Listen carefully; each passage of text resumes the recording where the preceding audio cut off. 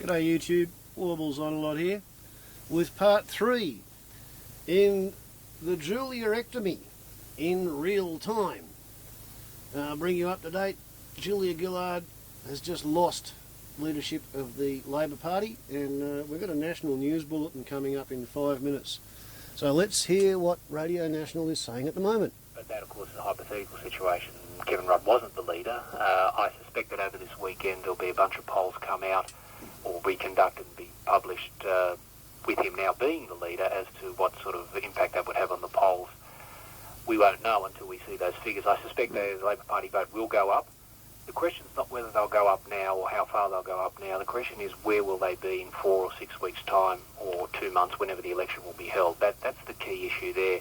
You'll remember 3 years ago we were in almost identical time when the situation was reversed and we switched from Kevin Rudd to Julia Gillard.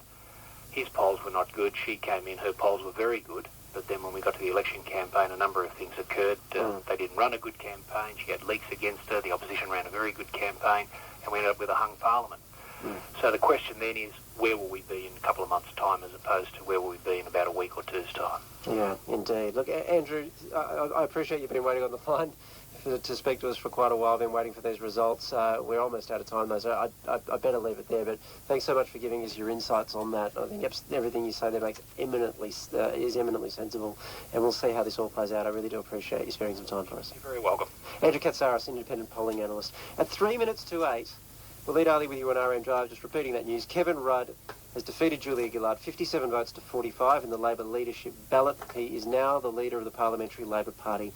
Julia Gillard will leave politics after the next election. That seems to be the inevitable result. That's what she said she would do, and she, I presume, will move to the backbench. Is this a question of gender? That's been one of the things that we've been debating for a long time now, is whether or not her plight is really something about gender. It has very much to do with that, rather than just a cool, dispassionate assessment of her leadership.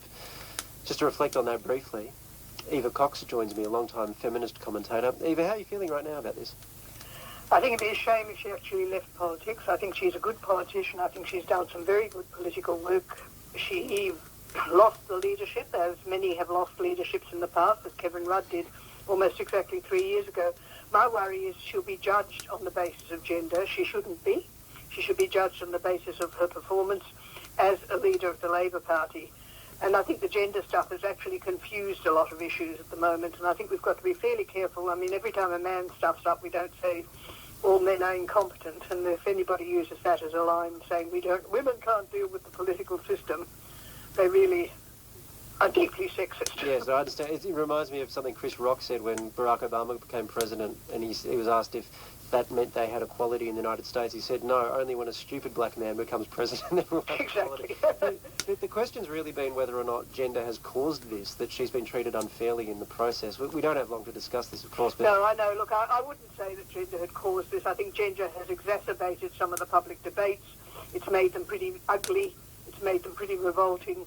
But I think basically she got to where she was on her capacity to do numbers. She's a good politician. She made some mistakes. She didn't do as well as she could have done. And now she's been rolled in a way that probably mirrors to some degree what happened 3 years ago.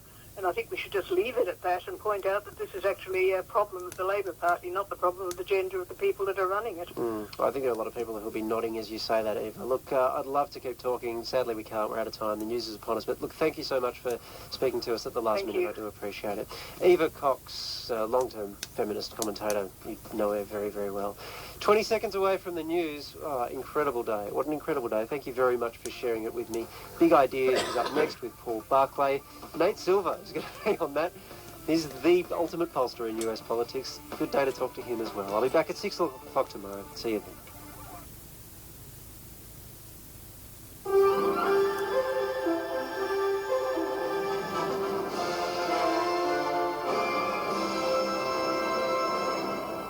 I can announce the result. It is Kevin Rudd, 57 votes, Julia Gillard, 45 votes. Kevin Rudd is reinstalled as Labor leader. That story leads this bulletin of ABC News. Good evening, I'm Tony Matthews. Kevin Rudd is once again the leader of the Labor Party after winning a party room ballot. Mr Rudd won a leadership ballot, 57 votes to 45. Julia Gillard called the ballot after days of speculation about the leadership. Just before the caucus met, Labor power broker Bill Shorten announced he'd switched his allegiance to Mr Rudd. The Governor General Quentin Bryce must now be assured Mr Rudd has the confidence of the House of Representatives if she's to swear him in as Prime Minister. Before the ballot, Ms Gillard promised to quit politics at the election if she lost. Adding to the day's drama in Canberra, the Independents' Rob Oakeshott and Tony Windsor have announced they're retiring from politics. They were crucial to Julia Gillard forming a minority Labor government in 2010. The member for Lyne, Rob Oakeshott, says he's leaving to spend more time with his family, while the member for New England, Tony Windsor, says he has health concerns and doesn't want to serve another term in Canberra. But it's not where I want to be in 3 years' time. I want to go and pick up a few sticks and some stones, and I hope they don't break my bones. In other news, Australia has argued that Japan's current whaling program is untenable and dangerous in its opening address to the International Court of Justice in The Hague. Europe correspondent Mary Gearan reports from the Netherlands.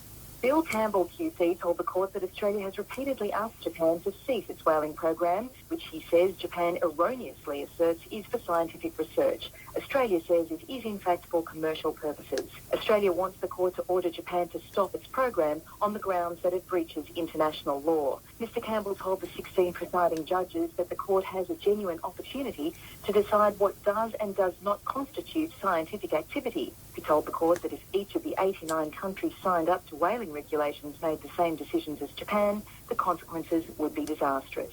Australia's address will last for 3 days. Japan makes its first submission next week. Mary Gearan, ABC News, The Hague. A United Nations report on drugs says there is an alarming increase in the use of so-called legal highs. Earlier this month, the federal government banned synthetic drugs after the death of a Sydney teenager. The BBC's Bethany Bell reports. The World Drug Report says that while the use of traditional drugs such as heroin and cocaine is globally stable, new legal highs are being identified all the time.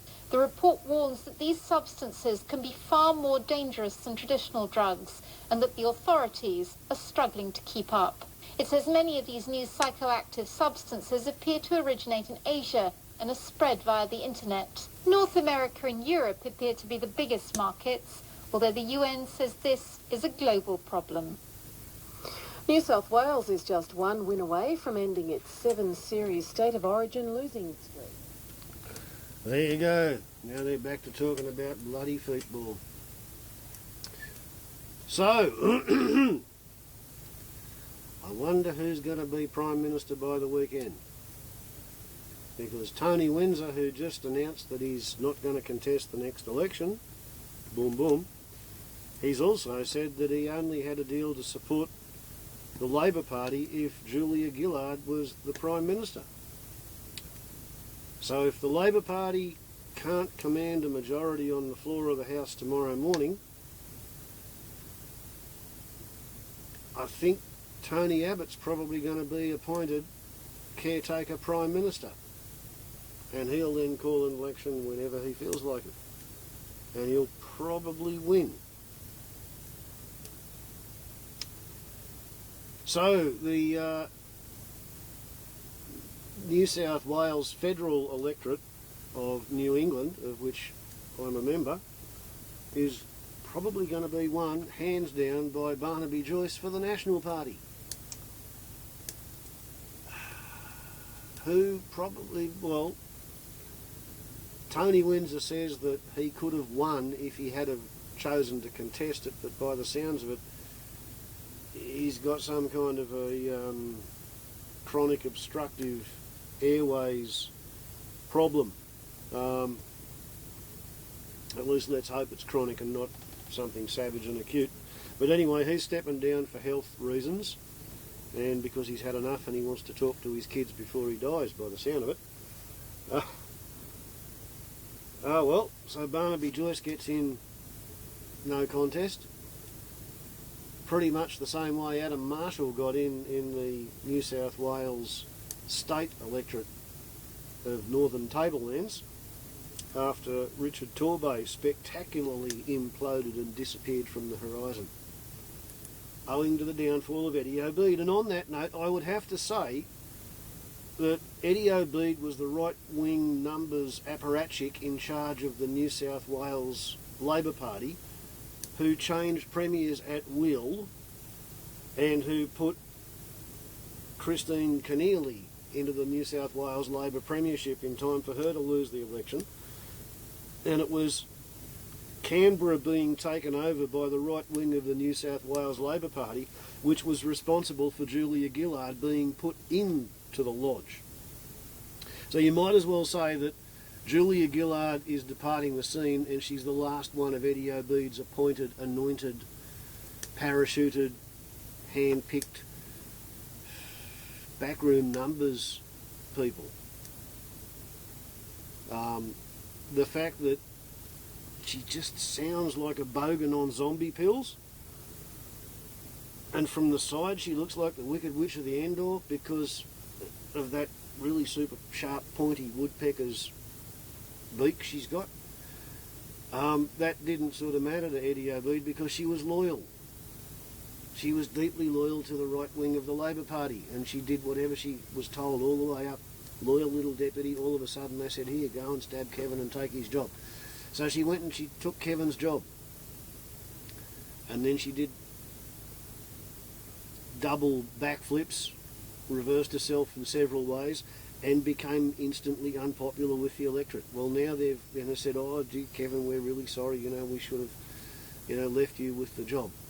Do you want it back at the last gasp? And for some really, really, really strange reason, the Australian electorate seems to want to believe that Tony Abbott can lead them back to the 1950s. They're not going to get their head around the idea that Tony Abbott is effectively the global president of the Flat Earth Society, for which President Obama has just said yesterday he cannot wait for the final meeting of the Flat Earth Society to agree that anthropogenic global warming is a problem, that it's a weather problem, it's a physical infrastructure problem because the extreme weather events caused by anthropogenic global warming, caused by the release of atmospheric carbon dioxide, caused by the burnings of fossil fuels during the Industrial Revolution. It's breaking up our ability to have an industrial civilization. And unless everybody in Australia wakes up to themselves sometime in the next month or so and decides, oh, gee, the Liberal Party's a bunch of Fruit Loops, the Labor Party don't know who they want to be led by because it's all faceless hatchet men. The Greens seem to have been right about every issue that's mattered for the last 30 or 40, maybe 50 years. Like the last time there was a Greenie with a really bad policy agenda, it was fucking Adolf Hitler and Hermann Goering. But anyway, life's like that. The fact that Goering wanted to conserve the forest so that he could hunt the deer and the pigs in them doesn't stop conserving forests from being a good idea. And the fact that Hitler let Goering conserve the forest so that he could hunt it still doesn't stop conserving the forests from being a good idea. Any more than Hitler being a vegetarian means that, vegetarianism's an evil idea because Hitler was evil. There is no safe level of processed meat. It's just heart attacks wrapped up in bum cancer. But anyway, I digress. It's faintly possible that all the voters in Australia could wake up to themselves in the next month and decide to vote Green, and we could get some rational, sensible policy instead of being operated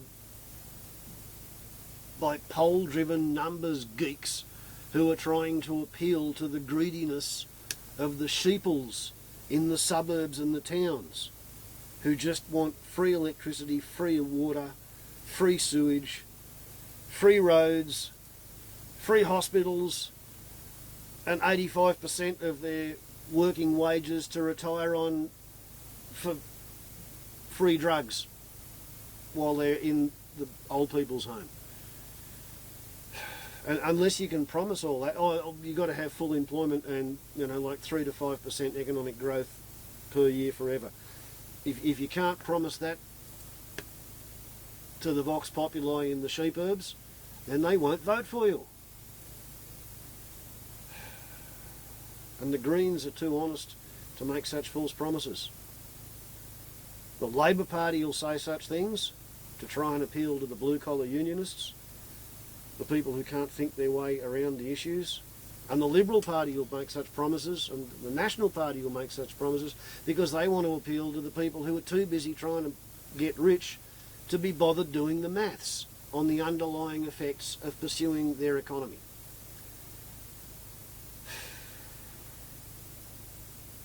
Anyway, my strong suspicion is that Tony Abbott's going to be Caretaker Prime Minister by Saturday.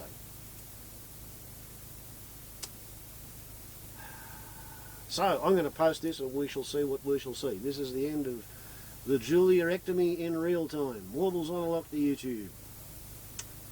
Ciao.